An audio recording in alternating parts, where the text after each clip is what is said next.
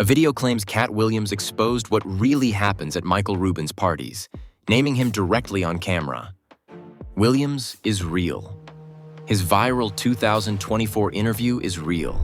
Rubin's party is real too, but look closely at what's actually inside that interview, and the story looks nothing like the thumbnail wants you to think.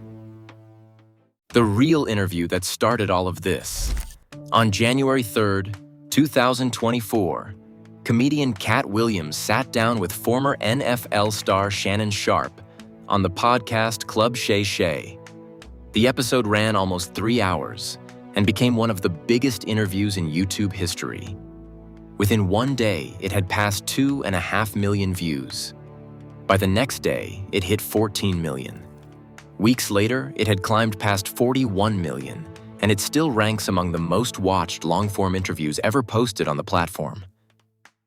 During that sit-down, Williams named a long list of real people and had something pointed to say about almost every one of them.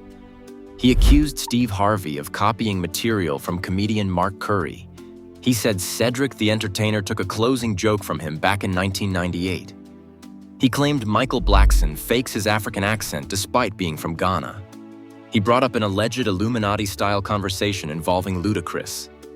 He also talked about Diddy, saying Diddy liked inviting him to parties and that he usually turned those invitations down. Every one of those moments is documented on video and confirmed by outlets including Complex, BuzzFeed, and The Root, since the interview was picked apart clip by clip within hours of going live. That level of coverage is exactly why the gap around Michael Rubin's name stands out so much once you start looking for it. Who Michael Rubin actually is and what his party actually is. Michael Rubin is the founder and chief executive of Fanatics, the sports merchandise company, and he has ties to ownership groups connected to the Philadelphia 76ers. Every summer, he throws a massive gathering at his estate in the Hamptons known as the White Party. It usually lands around the 4th of July, though in 2026 he moved it up to July 1st to avoid a scheduling clash with the FIFA World Cup final and the widely reported wedding of Taylor Swift and Travis Kelce. The guest lists for these parties are enormous and well documented. Reporting from ESPN, TMZ, Complex, and People all line up on names like Jay-Z, Tom Brady, Leonardo DiCaprio, Cardi B, Travis Scott, Mike Tyson, Snoop Dogg, Lil Wayne, Alicia Keys, Kevin Durant, and Ice Spice attending in recent years. Alicia Keys has performed live, fireworks have gone off over the water, and Rubin himself has sat down with outlets like People and The Breakfast Club to talk about the night in detail. A party covered this openly every year by this many outlets does not usually need someone to come along and expose it.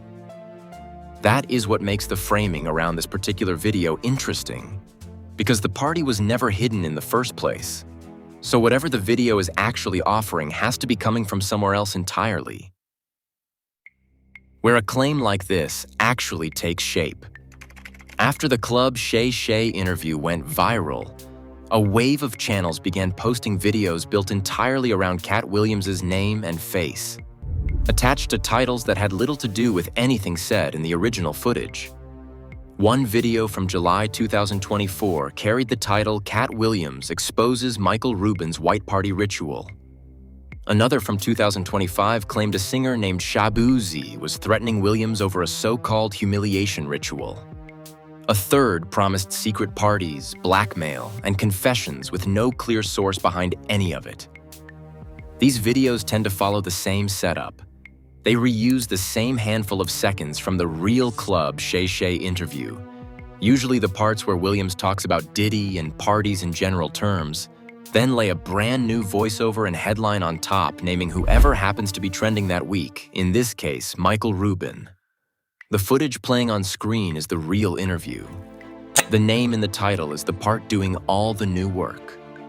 Before we move on, if you're enjoying this analysis, please consider subscribing. It helps the channel tremendously.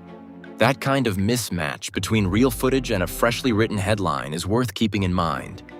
because it shows up again once you start comparing what Williams says in the audio to what the title on screen is claiming he revealed. What Katt Williams actually said about parties. The closest thing to a real quote about parties in that interview involves Diddy.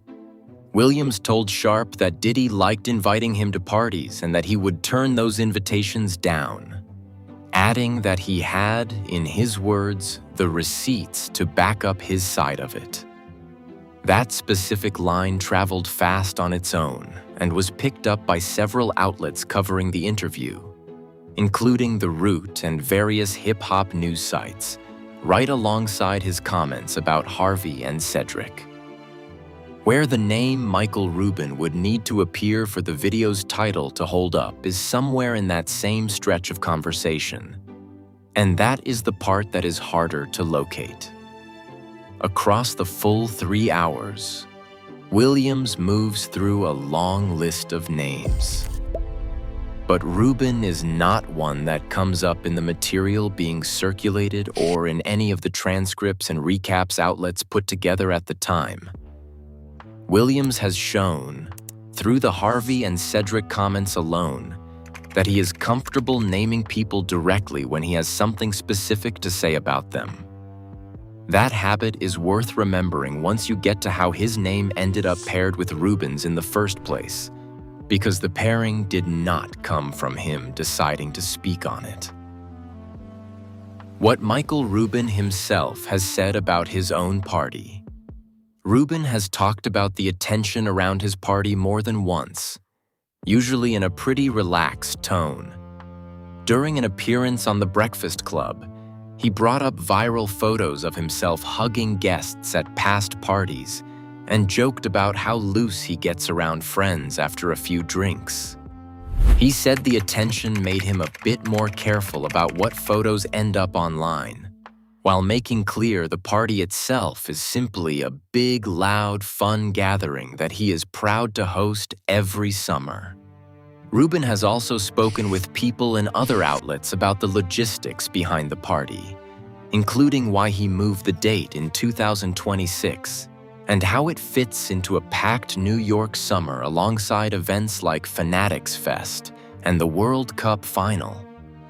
Nothing in any of those conversations touches on Katt Williams, and nothing from Williams' side touches on Rubin either, which leaves the connection between the two of them resting entirely on the title of one video. That is worth sitting with for a second, because two men this well covered by the press usually cannot avoid a real story if one actually existed between them. The bigger question becomes why a pairing like this spread so fast anyway. And that answer says more about the audience watching than it does about either man. Why this kind of claim spreads so easily? Stories about secret behavior at wealthy, exclusive parties travel fast because people are already primed to expect something hidden. The entertainment industry has a real history of misconduct staying quiet for years before finally surfacing. And that history makes any gathering full of famous names feel worth watching closely, sometimes even without much evidence attached. Katt Williams built a reputation in 2024 as someone willing to name names and pull back the curtain on Hollywood. Michael Rubin already throws one of the most talked about parties of the summer, packed with a guest list of major names. Put those two things side by side in a thumbnail, and the pairing feels believable before anyone checks a single fact, simply because both halves of it are separately true. That believability is exactly what makes a video like this cheap to produce. Nobody needs a news source or fresh reporting.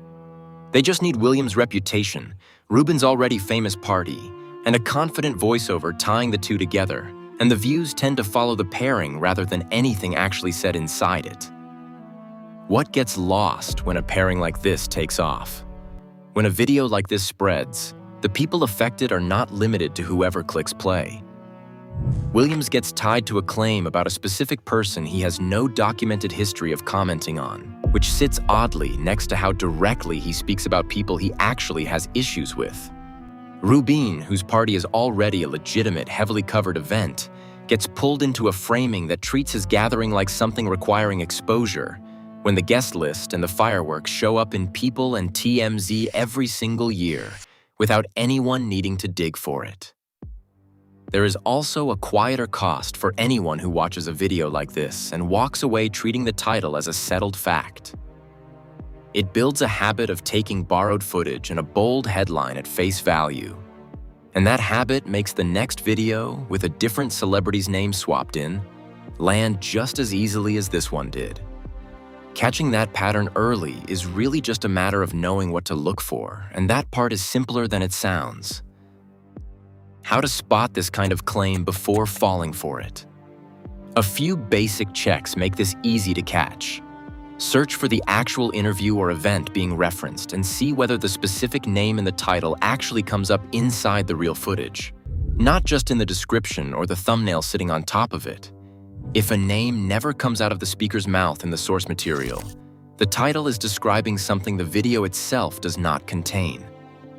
Check whether any outlet that actually covers entertainment news, not just a clip channel, has reported the same pairing.